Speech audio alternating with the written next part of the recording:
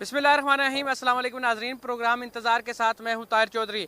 बिल्कुल आप जैसे मेरे पीछे देख सकते हैं, ये गंदम की फसल है जी। बिल्कुल जो इस वक्त पक के तैयार हो चुकी है। मीरपुर के मसाफात में जो इलाके मंगला डैम के अंदर आते हैं, उन इलाकों में इस वक्त गंदम की कटाई का अमल शुरू हो चुका है। महकमा मौसमियात के मुताबिक आमदा दिनों में बारिश के इम्कानात भी हैं, लेकिन इसी वजह से किसान जो हैं, जो पहले हाथों के साथ फसल की कटाई करते थे, उन्होंने जदीद मशीनरी इस्तेमाल करना शुरू कर दी है।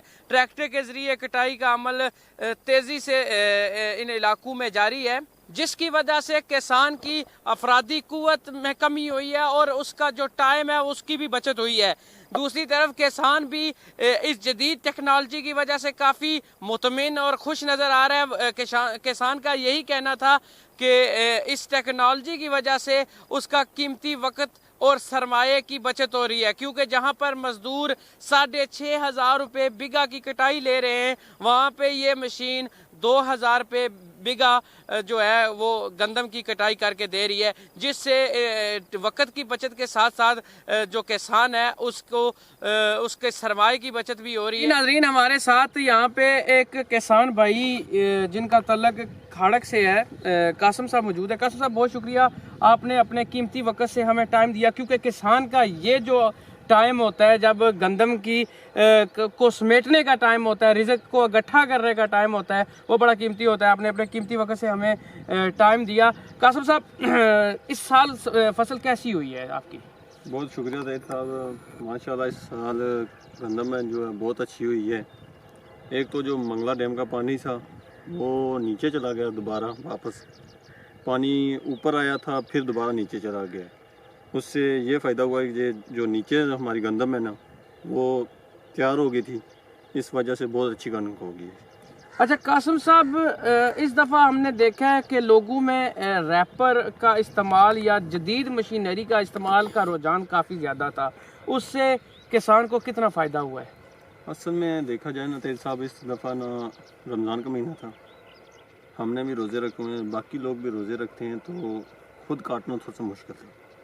इस वजह से हमने वाइपर का इस्तेमाल किया है। गट्ठी चलो खुद की है, तो वाइपर का इस्तेमाल इस वजह से किया। बाकी जो नीचे की ज़मीन है ना, जो नालों में पड़ी हुई है, वो हमने खुद काटी है, खुद इकट्ठी की है। कासिम साहब, आखिरी सवाल आपसे है कि कितने दिनों में मज़ीद ये काम जो है गंदम की कटाई का और इसको इलादा करके जो है दाने घर लेके जाने का कितना का अमल, कितने अरसा मज़ीद आपको यहाँ पे लग जाएगा?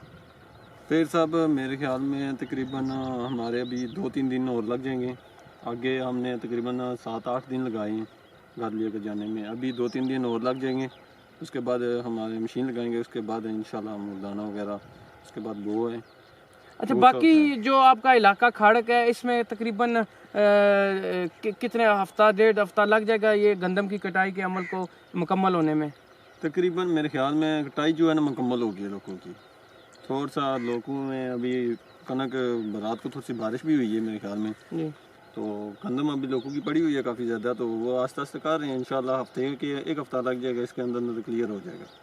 जब हमने किसानों से फसल के बारे में पूछा तो बहुत से किसानों का यही कहना था कि पिछले 2 साल की निस्बत इस साल जो फसल हुई है वो बहुत आला और उम्दा हुई है। ताहिर चौधरी, आवाज़ा न्यूज़, मीरपुर आज़ाद, कश्मीर।